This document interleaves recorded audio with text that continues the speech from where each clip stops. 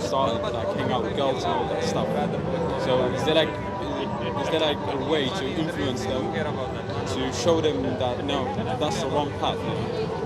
So the best way, bro, for you to influence or help or guide anybody is, first, what you do is obviously you pray for them.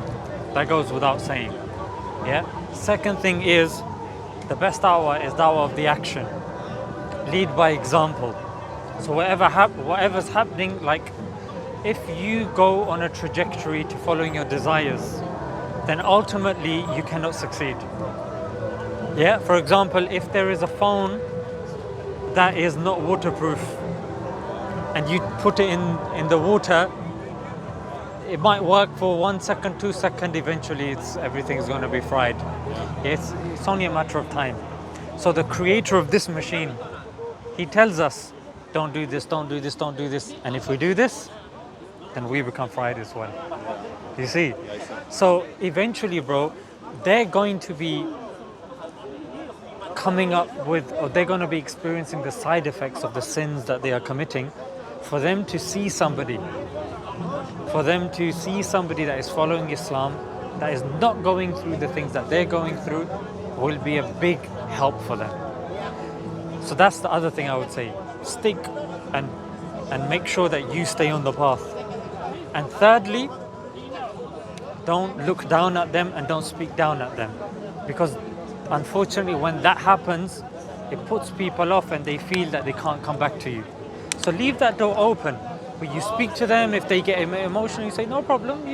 Look, I'm just advising you. You can do what you want. Yeah, I'm not forcing you. So when they feel that that door is open, tomorrow when something happens, maybe they're in a relationship, haram relationship, and then they get their heart broken and stuff like that, then what's going to happen? They're going to want to come and speak to you. Do you see? But that's only going to be if they feel comfortable enough to approach you and be able to speak to you. So be approachable. And the thing that we were discussing before was question. If you're ever in a discussion or stuff like that, questioning what they're doing and why they're doing it, and get to the root cause. Why are you doing this? Oh, because I just want to have fun. I just want to do this. Why do you want to have fun? Oh, like where have you got this understanding of fun from? Oh, just around, and our countries are to this and to that. Do you see?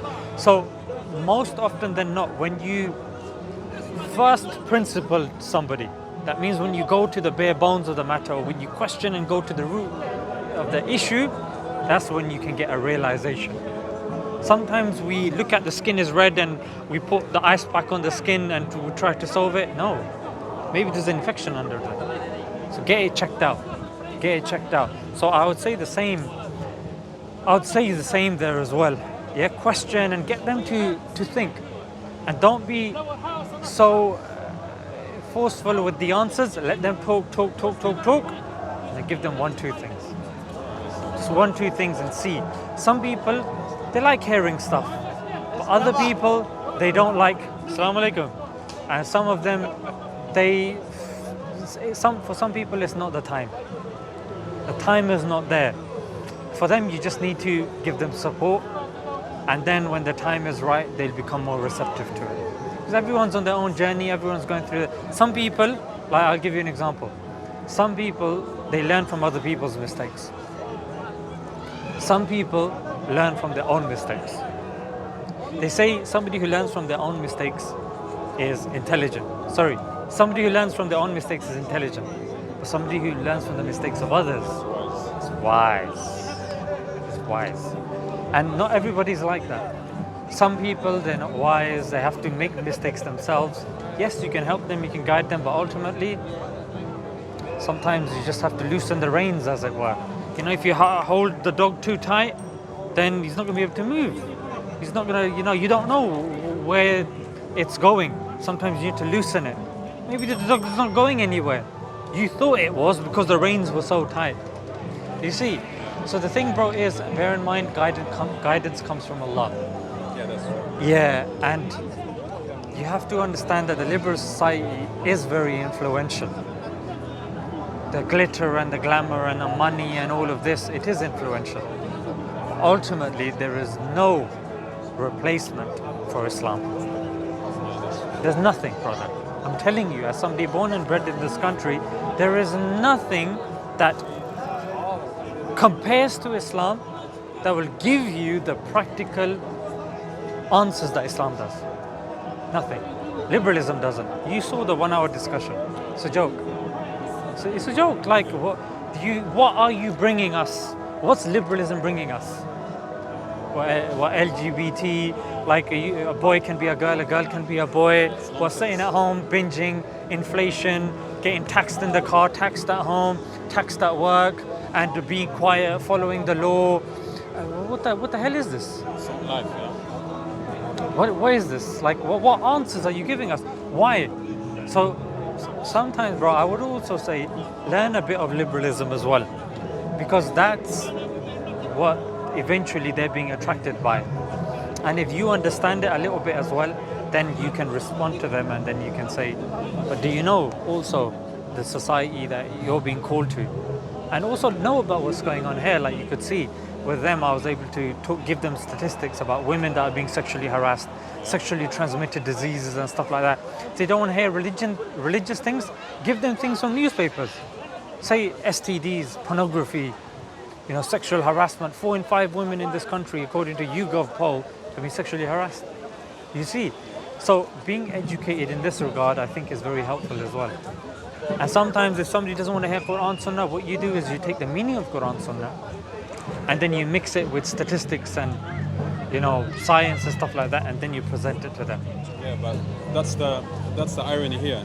The thing is, they know more about the Quran than I do, because they're all Hafiz. Brother, knowing something by heart and knowing what it means and the rules are two totally different things. That's why I would even advise people not to run towards getting your kids to do hifz too much, especially in this society. I would say get them to study the religion first, and then hifz can come second. I know they're going to say, but the children are young, they can learn, and but I'm saying the dangers nowadays, knowing and being able to quote Quran ayahs is not going to be helpful in that situation. I'm doing Qul a'udhu bi rabbin nas. It doesn't work. Do you see? I'm not disrespecting and looking down on it, but what I'm saying is, practically speaking, if a parent was to ask me, I would say first, give your child education with regards to Islam, and then if you want them to become Hafiz, then. So being a Hafiz, brother, is not like they're going to be pious now. That's memorizing stuff. Yes, it's blessed and the Quran is amazing, but the Quran, them memorizing Quran will not force them, not to be affected by society. You see? Yeah, I see. So knowledge is important.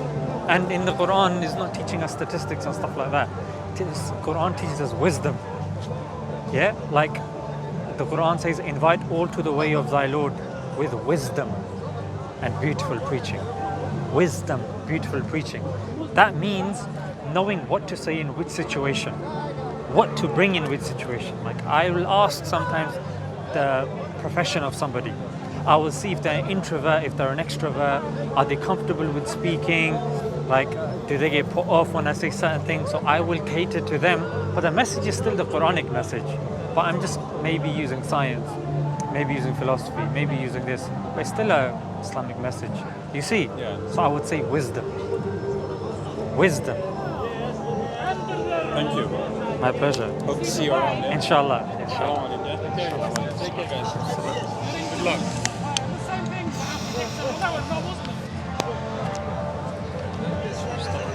What did he